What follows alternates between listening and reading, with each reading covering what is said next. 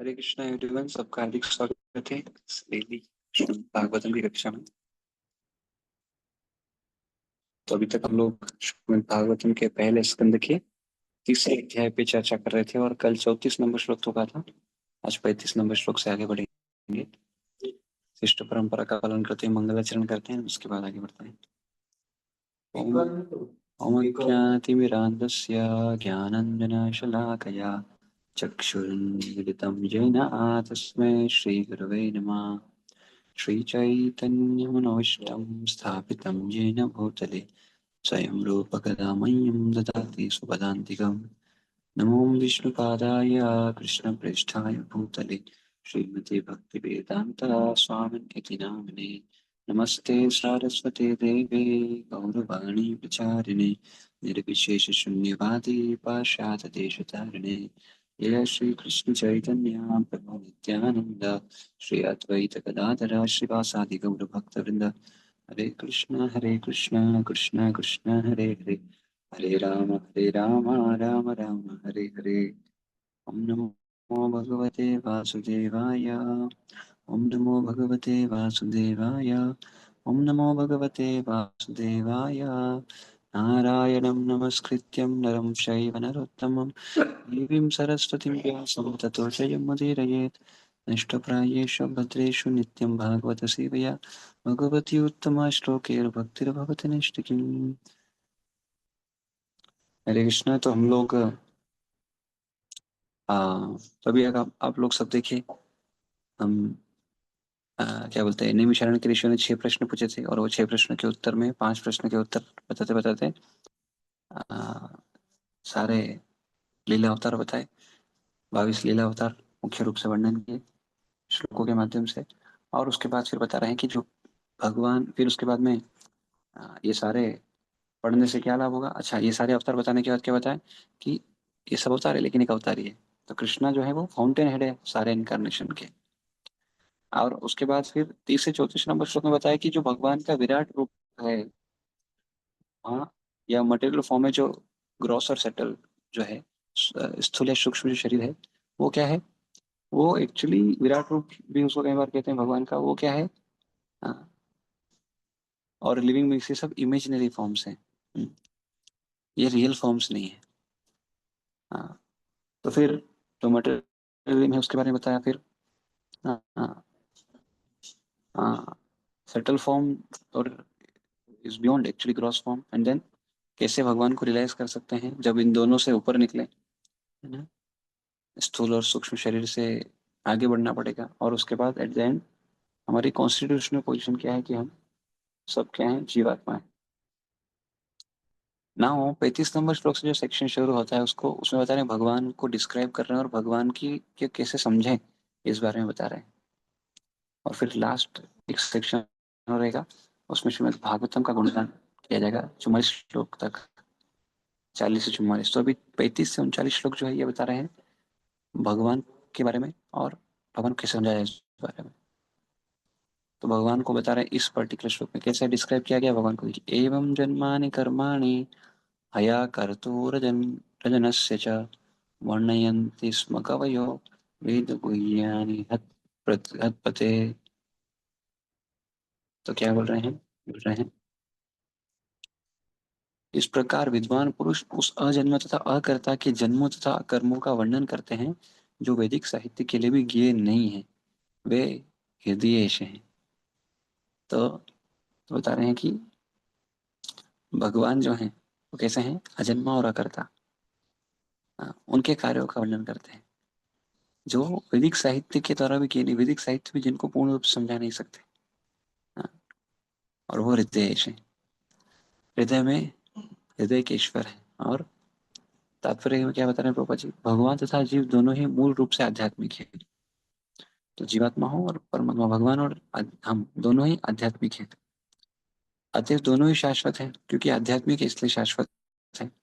और दोनों में से किसी का न तो जन्म होता है न मृत्यु, न तो जन्म लेंगे और न मरेंगे। अंतर इतना ही है कि भगवान के तथाकथित जन्म तथा तिरोधान जीवों से भिन्न होते हैं। लेकिन अंतर ये है कि भगवान का आना और जाना ये हम जीवात्माओं से अलग है। जन्म लेकर मरने वाले जीव प्रकृति के नियमों से बंधे हुए हैं, लेकिन भगवान का कहता था कि प्राकट्य तथा तिरोधान भौतिक प्रकृति का कर्म न होकर भगवान के अंदर का शक्ति का प्रदर्शन है। तो जीवात्मा जो है जब आता और जाता है, तो जन्म और मरता है, जन्म लेता और मरता है, तो वो किस पर किस आधार पर है? वो है, हाँ, भौतिक प्रकृति के कर्म है, या हाँ, नियमों से, तीन नियमों से, तीन प्रकृति के तीन गुणों से बद्धावस्था में होकर ये स्थिति में जीवात्मा होता है। तो इसलिए उसके जन्म और कर्म इस तरह के होते हैं, बद्धावस्था के। लेकिन जो भगवान है उनके जो आने और जाना जो है, वो उनकी शक्ति का प्रदर्शन है। ये उनकी अंतरंगा शक्ति से भगवान ये इस तरह से करते हैं। महान ऋषि मुनि इनका वर्णन आत्म साक्षात्कार के उद्देश्य से करते हैं। और जो ऋषिगण है वो क्यों बताते हैं? वो बताते हैं आत्म साक्षात्कार कोई कर सकता है इसके माध्यम से, भगवान की कथा से।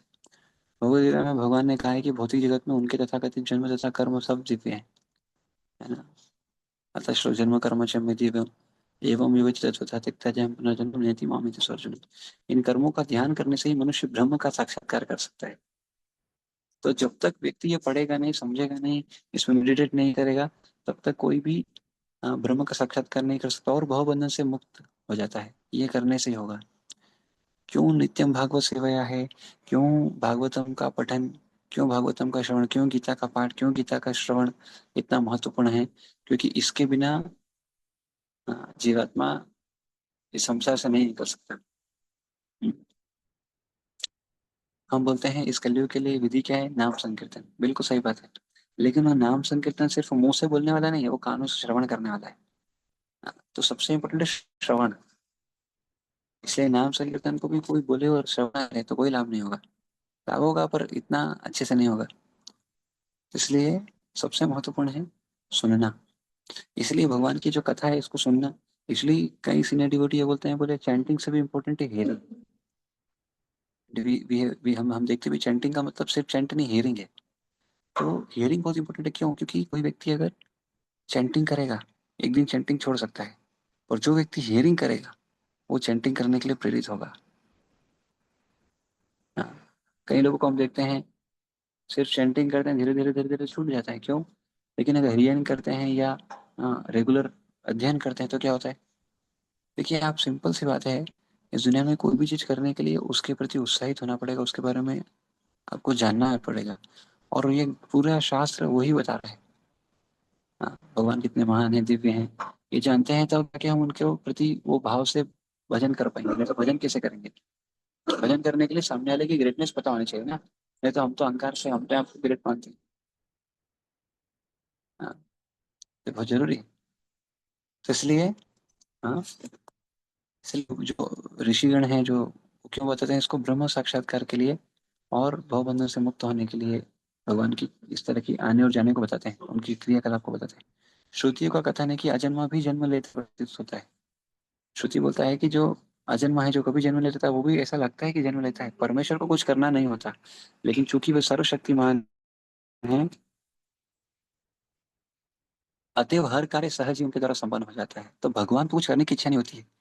भगवान इच्छा शक्ति से ही सब कुछ कर लेते हैं। उनके जब वो इच्छा शक्ति करते हैं, इच्छा करते हैं, डिजायर करते हैं, और उससे वो घटित हो जाता है।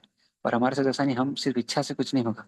उस इच्छा की पूर्ति करने के लिए हमको कुछ कार्य करना होता है। सिर्फ बैठे बैठने से, इच्छा करने से नहीं होगा ना। सुनते हैं ना हम कई बार लॉ ऑफ अट्रैक्शन। ये लॉ ऑफ, हाँ, लॉ ऑफ अट्रैक्शन। आप सोचते रहो, हो जाएगा। भैया वो हमारे ऊपर काम नहीं करता, वो भगवान के ऊपर काम करता है। But yes, if you are sincere, if you are dedicated, if you are convinced, and if you are acting in a way, then law of attraction works. अगर आप वही सोचो, वही करो, वही सब कुछ करो, तो फिर वो आपके लिए वैसी चीज हो पाएगी, भगवान उसको सैंक्शन करेंगे। दिस इज व्हाट द सिद्धांत है। लेकिन भगवान के इसमें कैसा है? बस उनकी डिजायर मात्र से वो हो जाता है, क्योंकि उनकी इच्छा शक्ति इतनी महत्वपूर्ण है, इतनी पावरफुल है कि वो इच्छा करने से वो कार्य हो जाता है। अतएव हर कार्य सहज ही उनके द्वारा संपन्न हो जाता है, मानो स्वयं ही वो संपन्न हुआ, ऑटोमेटिक। तो जो लोग बोलते हैं ऑटोमेटिक हो रहा है, ऑटोमेटिक कौन कर रहा है? वो भगवान की इच्छा शक्ति से होता है। तो कभी अगर भगवान की इच्छा हो, हाँ, कि कोई भक्त, आप अगर भक्ति कर रहे हैं और भगवान की इच्छा हो जाए कि आपको उनके पास देखना चाहते हैं, तो उनकी इच्छा शक्ति क्या करेगी? आपको उनके धाम ले जाएगी। सोचिए। तो इसलिए हम इच्छा करेंगे भगवान से मिलने का, वो हो सकता है पूरा होना, और अगर भगवान इच्छा करें हमसे मिलने का तो वो तो पक्का है, पूरा होने वाला है। इसलिए हमारी इच्छा से भी इम्पोर्टेंट है भगवान की इच्छा। इसलिए जो महान भक्त हैं वो क्या करते हैं, वो अपनी इच्छा छोड़ के भगवान की इच्छा से जीते हैं। और जब वो भगवान की इच्छा से जीते हैं तो क्या होता है, तो फिर उनको जीवन की परफेक्शन को प्राप्त करते हैं। क्योंकि हम कितना ही इच्छा कर लें, अगर वो इच्छा शुद्ध नहीं है तो कोई कोई मतलब नहीं है। इसलिए यस्मिन तुष्ट जगत तुष्ट है। भगवान की प्रसन्नता के लिए काम करेंगे तो पूरी दुनिया प्रसन्न हो जाएगी। तथ्य तो यह है कि पूर्ण पुरुषोत्तम भगवान के प्राकट्य तथा तिरोधान एवं उनके विविध कर्म, ये सभी वैदिक साहित्य के लिए भी परम पूज्य है। वेद तो भी ये सब भगवान द्वारा बद्ध जीवों पर दया प्रदान करने के लिए प्रदर्शित किए जाते हैं। हमें भगवान के कर्मों के आख्यान और लीलाओं से लाभ उठाना चाहिए, क्योंकि ये ब्रह्म का ध्यान करने के अत्यंत सुगम तथा रुचिकर साधन है। हाँ, तो जो भी व्यक्ति अपने जीवन में आत्म साक्षात्कार प्राप्त करना चाहता है, उसको भगवान की लीलाएं सुनना मस्ट है, भगवान के क्रियाकलाप जानना मस्ट है। नहीं तो बहुत मुश्किल है उसका प्रोग्रेस। अब ये तो भगवान के बारे में डिस्क्राइब किया कि भगवान अ, ऐसे हैं, लेकिन अब भगवान के गुण बता रहे हैं। क्या बता रहे हैं? स एवा स स एवा इदं विश्वमोघलीला सज्जत्यवत्यति न सज्जते अस्मिन् भूतेषु चान्तरितम् आत्मतन्त्र षाड्वर्गिकं जिघ्रति षड्गुणेश।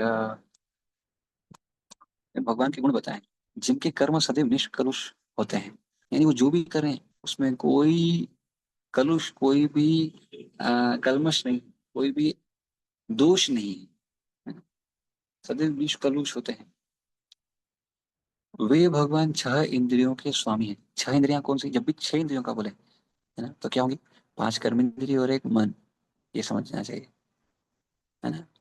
और छह ऐश्वर्यों के साथ सर्वशक्तिमान है। छह इंद्रियों के मालिक है ना, नाक, आंख, कान, हाँ, जीवा और त्वचा, ये पांच के मालिक हैं भगवान। और तो और एक और पांच और छह इन मन मन के मालिक हैं।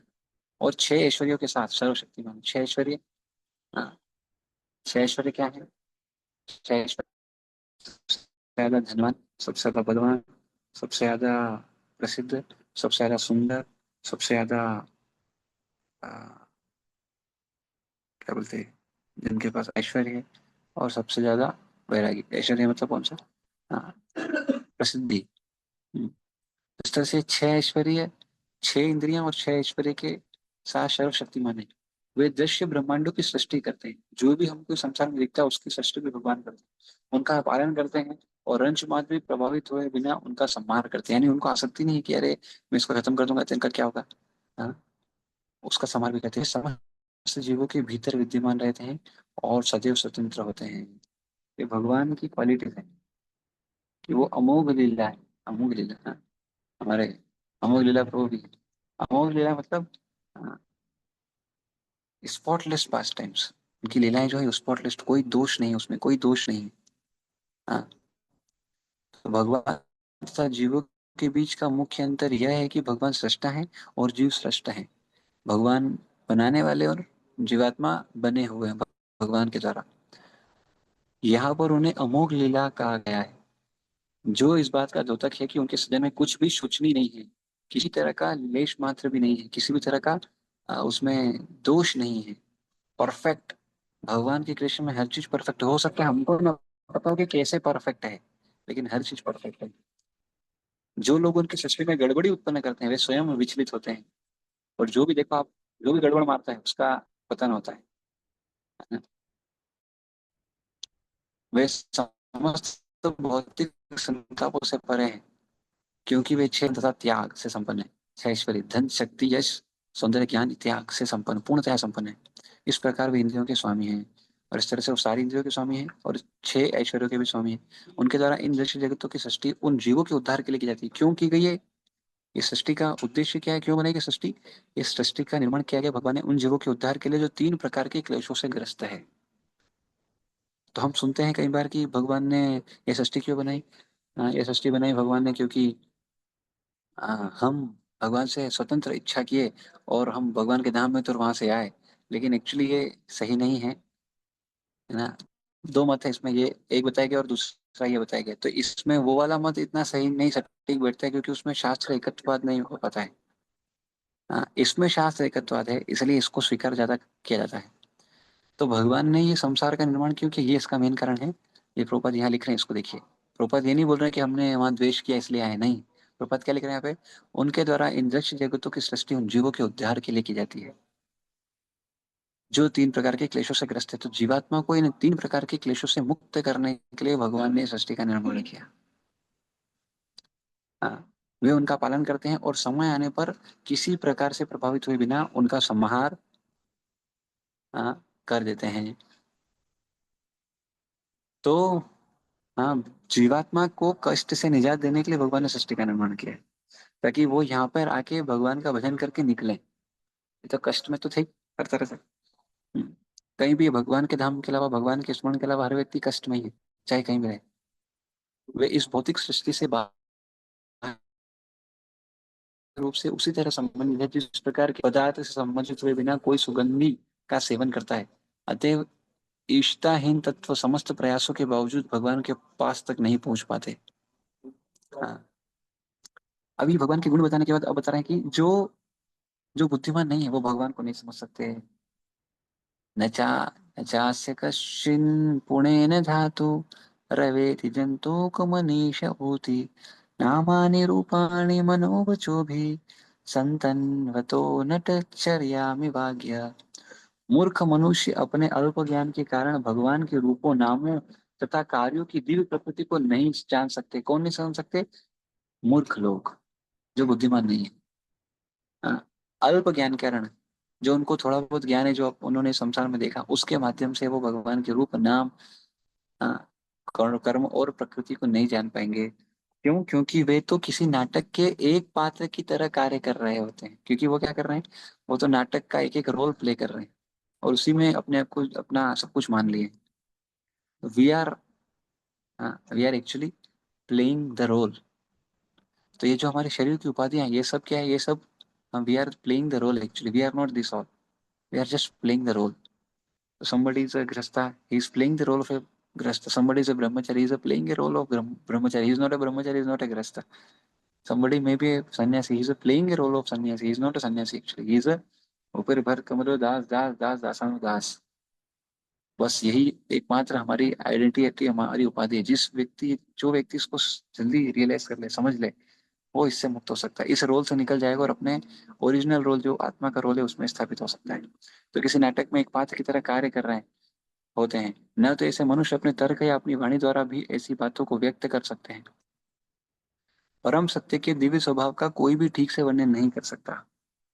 हाँ, तो भगवान को कोई भी ठीक से वर्णन नहीं कर सकता, इसीलिए कहा जाता है कि वे मन तथा वाणी की अभिव्यक्ति से परे हैं। हाँ, इसलिए मन और हम वाणी की अभिव्यक्ति से परे हैं, इन सबसे परे हैं।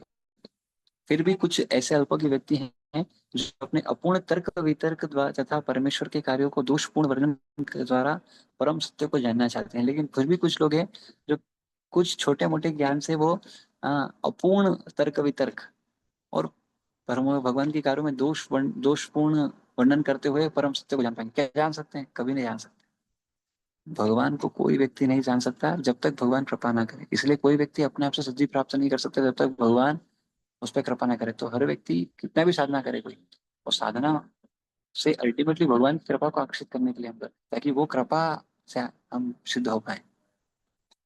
ये सबसे महत्वपूर्ण बात है। एक साधारणतम व्यक्ति के लिए भगवान के कर्म, प्राकट्य तथा तिरोधान, भगवान के नाम, रूप, साज, समान, व्यक्तित्व तथा उनसे संबंधित सारी वस्तुएं रहस्यमय गुह्य होती है।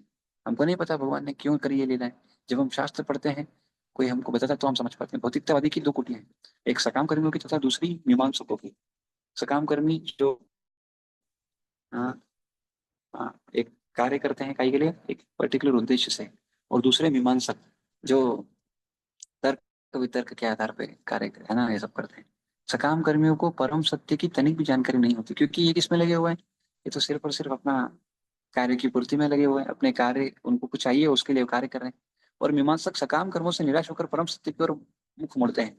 और जो मीमांसक लोग हैं वो क्या करते हैं, ये सकाम कर्म से फ्रस्ट्रेट हो गए, बोले नहीं मिल रहा यार, इतना प्रयास कर लिया, तो वो क्या करते हैं, छोड़ के परम सत्य की ओर मुख मोड़ते हैं। लेकिन ये क्या होता है, इनका सुख चिंतन होता है, ज़रा उन्हें जानने का प्रयास करते हैं, यानी बाहरी रूप से। हाँ हम समझ लेंगे, हम अपने प्रयास से समझ लेंगे, ये विचार से नहीं समझ पाएंगे लोग। ऐसे समस्त लोगों के लिए परम सत्य उसी तरह रहस्यमय बने रहते हैं जिस प्रकार बच्चों को जादूगर के कर्तव्य है कि नहीं। जादूगर क्या करता है? एक बार ऐसे हुआ। हम्म, एक जादूगर थे, हमारे पड़ोस में आते थे। तो मैं उनसे मैं उनके पास गया था। और एक और हमारी कॉलोनी में पास में एक छोटा बच्चा था, मतलब दोनों खेलते थे। तो अभी बहुत बड़ा हो गया बच्चा भी। तो तो हम गए और वो मुझे बोला था, अ, क्या हुआ था कि उन्होंने, उनके पास सिक्का था और सिक्का गायब कर दिया, कॉइन। सिक्का गायब कर दिया। तो वो बोले, आपने तो नहीं चोरी कर लिया? मैंने कहा पागल है क्या, मूर्ख है क्या, मैं मेरे क्यों चोरी करूंगा? तो बोले ऐसा क्यों बोला आपने, मूर्ख है क्या? मैंने कहा मैं कोई चोर दिखता हूँ क्या आपको? बोले अगर मैंने आपकी जेब से निकाला तो। मैंने कहा मेरे जेब में ही नहीं तो कहाँ से निकालोगे? और फिर बोले इधर आओ। और वो हाथ से कुछ तो किया और मेरे जेब में से बोले ये देखो आपकी जेब में है। तो मैं हो गया, मैंने यार ये क्या है यार, ये कैसे किया इनने? तो फिर मैं थोड़ा सा, तो फिर वो बच्चा क्या किया, वो जाके एक नारियल होता है ना, नारियल, हाँ, कोकोनट, तो नारियल का जो ऊपर का कवर होता है, वो कवर वहां रखा हुआ था, वो लेके आया, बोले इसको गायब करके दिखाओ। बोले बेटा ऐसा थोड़ी सब चीज थोड़ी गायब कर सकते हैं।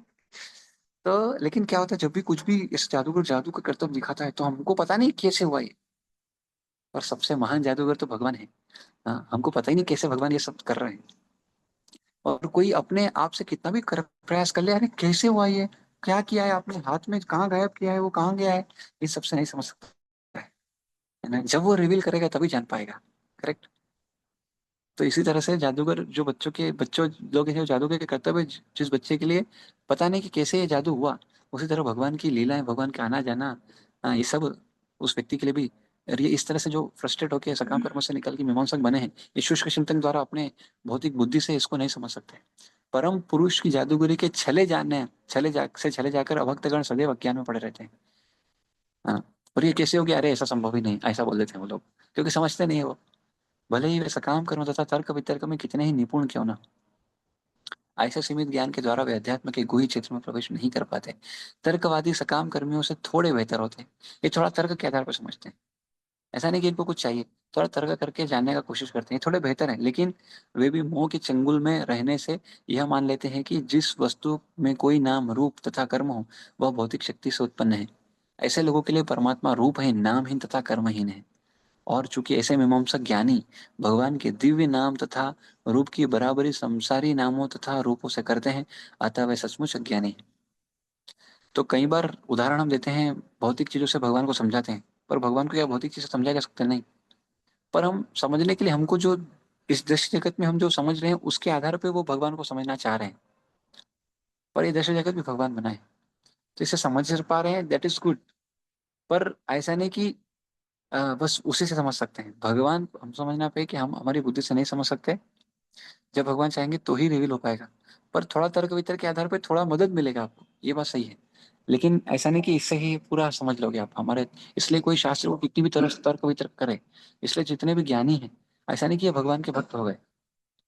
हाँ? कोई ज्ञानी है उससे कोई भक्त का लक्षण, भक्त को समझ, भक्त है ऐसा नहीं समझ जा सकता। ज्ञानी होने से कोई भक्त होगा जरूरी नहीं है, पर भक्त होने से ज्ञानी होगा ये बात पक्की है। इसलिए भक्ति जो है ना ज्ञान पर आधारित है ना वैराग्य पर आधारित है। भक्ति से ज्ञान और वैराग्य आता है ना, कि ज्ञान और वैराग्य से भक्ति आता है। इसलिए इसका शुष्क चिंतन, शुष्क आधार पर इसको भारी रूप से पालन करना कोई अर्थ नहीं है। दोनों करना आवश्यक है। ऐसा नहीं कि हिंदी तप्ती छोड़ दें तो भक्त बन जाएंगे, या सिर्फ भक्ति करें और हिंदी तप्ती ना छोड़ें तो भी भक्ति है, नहीं, दोनों करना पड़ेगा। भक्ति भी और हिंदी तप्ती को छोड़ना भी, दोनों साथ साथ चलाना पड़ेगा, तब जाके कोई आगे बढ़ पाएगा। तर्कवादी सकाम कर्मियों से थोड़े बेहतर होते हैं, ओके हो गया। आ, आ, इतने अल्प ज्ञान से परम पुरुष की वास्तविक प्रकृति तक नहीं पहुंचा जा सकता, जैसा कि भगवद गीता में कहा गया है। भगवान सदैव यहाँ तक कि भौतिक जगत के भीतर रहते हुए भी दिव्य अवस्था में रहते हैं। लेकिन अज्ञानी व्यक्ति भगवान को विश्व की एक महान विभूति मानते हैं, और इस प्रकार वे माया द्वारा भ्रमित होते रहते हैं। इसलिए कभी भी जो कम बुद्धिमान लोग हैं वो भगवान को नहीं समझ पाएंगे। तो फिर कैसे समझे? तो बता रहे हैं भगवान को कैसे समझे। बहुत इंपॉर्टेंट श्लोक है। सवेद धातु पदवीं परस्य दुरन्तवीर्यस्य रथाङ्गपाणे यो माया सन्ततया भजेत तत्पादरजो।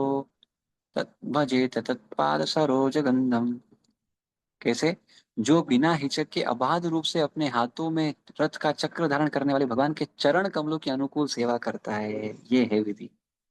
वही इस जगत के सृष्टा की पूर्ण महिमा, शक्ति तथा दिव्यता को समझ सकता है। तो कोई कितना ही ज्ञान पाए, लेकिन अगर वो सेवा ना करे, भगवान के चरण कमलों की अनुकूल सेवा, प्रतिकूल सेवा नहीं, अनुकूल सेवा ना करे, तब तक वो भगवान को नहीं समझ सकता। किसकी? जो भगवान रथ, हाथों में रथ का चक्र धारण करने वाले हैं, उनकी। तो केवल शुद्ध भक्ति, शुद्ध भक्त ही सकाम कर्मों एवं मानसिक तर्क के फलों से मुक्त होने के कारण भगवान कृष्ण के दिव्य नाम, रूप तथा उनकी लीलाओं को समझ पाते हैं। इन शुद्ध भक्तों को भगवान की अनन्य भक्ति से कोई व्यक्तिगत लाभ नहीं प्राप्त करना होता। भक्ति से कुछ नहीं चाहिए। भक्ति, कोई बोल सकता है ना, अरे हर व्यक्ति कुछ ना कुछ कर रहा है किसी न किसी चीज को पाने के लिए, आप भक्ति क्यों कर रहे हो? बताओ, भक्ति से क्या चाहना है? भक्ति से कुछ होना चाहिए, भक्ति से भक्ति ही चाहिए। इतना नाम करना, नाम से क्या, नाम से नाम ही चाहिए और कुछ नहीं चाहिए। ये जो है वो शुद्ध भक्त है। अन्य अभिलाषा शून्य कर दी उसने, सिर्फ एक ही अभिलाषा है, भक्ति, भगवान की सेवा, अनुकूल भाव से। हाँ, वे बिना हिचक के भगवान की अनन्य सेवा करते हैं। इस सृष्टि में प्रत्येक प्राणी प्रत्यक्ष या अप्रत्यक्ष रूप से भगवान की सेवा कर रहा है। भगवान के इस नियम से कोई छूटा नहीं है। जो लोग भगवान के भ्रामक प्रतिनिधि द्वारा बाध्य होकर भगवान की अप्रत्यक्ष रूप से सेवा कर रहे हैं, वे भगवान की प्रतिकूल ढंग से सेवा करते हैं। हाँ?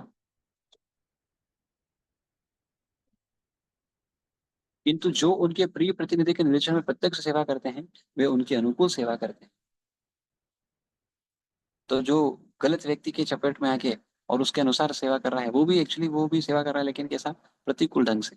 लेकिन जो भगवान के प्रतिनिधि हैं, शुद्ध भक्त हैं, उनके प्रत्यक्ष, उनके निर्देशन में प्रत्यक्ष सेवा कर रहा है, वो अनुकूल सेवा कहलाती है। तो इसलिए क्या बोलते हैं, भक्तों के अंडर गाइडेंस में, शुद्ध भक्तों के अंडर गाइडेंस में व्यक्ति को सेवा करना चाहिए, है ना?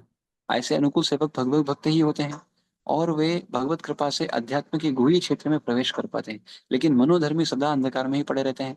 जैसा कि भगवत गीता में कहा गया है, भगवान स्वयं शुद्ध भक्तों को उनकी निरंतर प्रेमा भक्ति के कारण साक्षात्कार के मार्ग की ओर ले जाते हैं। भगवान के धाम में प्रवेश पाने का यही रहस्य है। वहां प्रवेश पाने के लिए सकाम कर्म तथा तर्क वितर्क की कोई योग्यता नहीं है। क्या योग्यता है? अनुकूल भाव से सेवा। अनुकूल भाव सेवा का अर्थ क्या बताया प्रभुपाद जी? कि नहीं, शुद्ध भक्त के अंडर गाइडेंस में जब कोई सेवा करता है प्रत्यक्ष रूप से, तो ऐसा व्यक्ति भगवान की अनुकूल सेवा करता है। बस यही एकमात्र एक वो है। और लास्ट श्लोक इसका बताना क्या, लेकिन अब बोलेंगे, अब ये शब्द जब बहुत बोलती, तो ये सारे सोना का ऋषिगण क्या सोच रहे हैं? बोले ले, हमारे जीवन तो व्यर्थ हो गया, क्यों? हमने भगवान की अनुकूल भाव सेवा ही नहीं की, हम तो ये किए ही नहीं। तो फिर इनको डिस्करेजमेंट फील हो रहा है, क्योंकि भक्ति से ही भगवान को जाना सकता है, सीधा सीधा बोल दिया इस श्लोक में। तो फिर अब क्या करें? तो अब उनको डिस्करेजमेंट फील हो रहा है। उनको इनकरेज करने के लिए अब यहाँ पर श्लोक दे रहे हैं। क्या देखो, बहुत इंपॉर्टेंट है। कैसे श्लोक क्या बोल रहे हैं देखिए, अथेह धन्य भगवत भगवंत इत्थम यत् वासुदेव अखिल लोकनाथे कुर्वन्ति सर्वात्मकमात्म भावम न यत्र भूया परिवर्त उग्र। क्या बोल रहे हैं? हाँ, इस संसार में केवल ऐसी जिज्ञासाओं द्वारा ही मनुष्य सफल तथा पूर्णतः ज्ञान ज्ञात हो सकता है, क्योंकि ऐसी जिज्ञासाओं से अखिल ब्रह्मांडों के स्वामी भगवान के प्रति दिव्य आह्लादकारी प्रेम उत्पन्न होता है, और जन्म मृत्यु की घोर पुनरावृत्ति से 100% प्रतिरक्षा की गारंटी प्राप्त होती है। तो क्या बोले, ठीक है आपने भक्ति नहीं किया, लेकिन अभी क्या कर रहे हो आप? अभी आपने प्रश्न पूछा, इंक्वायरी किया, इस इंक्वायरी से क्या होगा? आपका उद्धार होगा। आपने इतने अच्छे प्रश्न पूछे हैं, यही भक्ति की शुरुआत है, और ये आपकी भक्ति शुरू हो गई। चिंता मत करिए, आप भक्ति में लग गए, क्योंकि आपने जिज्ञासा करना चालू कर दिया ऐसे भगवान के प्रतिनिधि से। तब जो है कि क्या होगा, जन्म मृत्यु के चक्र से निकल जाएगा, और इसकी गारंटी है, 100% प्रतीक्षा की गारंटी है, इस श्लोक में दी गई है।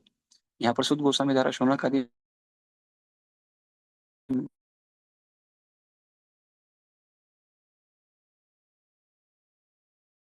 पूर्ण रूप से नहीं, समुचित तमाम प्रपद्यन्ते ताम सदय भजाम्यहम्। हम जैसा भजन करेगा, देखो भजन ये बोल दिया गीता में, जैसा भजन करेगा जिस भाव से, वैसा रिवील मारूंगा अपने आप को, अन्य कोई नहीं जान पाता। अतएव भक्तगण समस्त आध्यात्मिक ज्ञान से पूर्ण रूप से ज्ञात होते हैं। हाँ? परम सत्य का अंतिम पड़ाव भगवान ही है।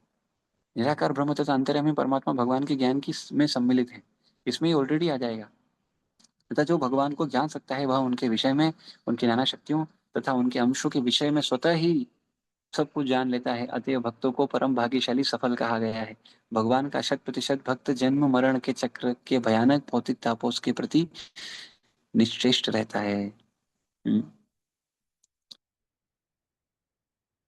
ये बात है, भगवान का 100% भक्त जन्म मरण के चक्र के भयानक भौतिक तापस्य के प्रति निश्चेष्ट रहता है। उसको कोई फर्क नहीं पड़ता है, आज मरना है कल मरना है, क्या फर्क पड़ता है। मरने के बाद मरना भी, मरते हुए तो भगवान का नाम लेना है, कभी भी लेना है।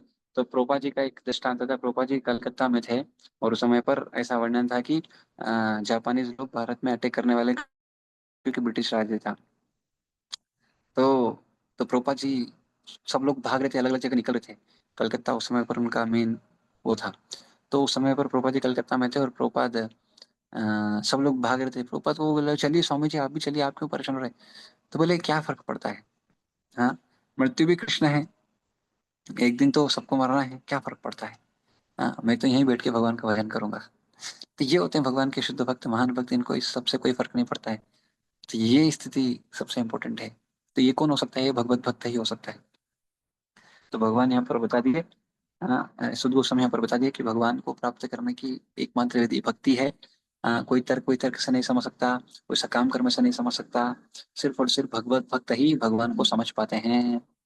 और वो भी कैसा, जितना वो भजन करता है उस आधार पे, जितना वो भगवान को आ, क्या बोलते हैं, जिस भाव से भक्ति करता है उस भाव से भगवान उसको अपने आप को रिवील करते हैं, बाकी किसी को तो रिवील करते ही नहीं। वो भी उतना ही जान पाता है उस, और उस प्रपोर्शन में। अब इसके बाद में श्रीमद् भागवत गुणगान बता रहे हो, छठे प्रश्न का उत्तर आने वाला है। तो कल हम उसको चर्चा करेंगे बेसिकली। तो 43 नंबर श्लोक में छठे प्रश्न का उत्तर आएगा। अभी दो श्लोक थोड़ा सा इस पुराण के बारे में बताएंगे, क्योंकि आपने जो प्रश्न पूछा उसके उत्तर में जो आ रहा है ये श्रीमद् भागवतम आ रहा है। और यही श्रीमद् भागवतम की शेल्टर ली है अ, धर्म ने, या भगवान चले गए, इस तरह से इसका गुणगान। अब समझ रहे, कनेक्टिविटी बहुत इंपॉर्टेंट है। सी, अगर आपको शास्त्र पूरा समझना है, you have to know the connectivity of shastra. कब कौन सा श्लोक क्यों आ रहा है ये सब जानना बहुत जरूरी है, इस पर विचार करना जरूरी है। और उस आधार पर स्वीकार करोगे, पूरा शास्त्र आपको समझ में आएगा, अदरवाइज बहुत मुश्किल होने वाला है।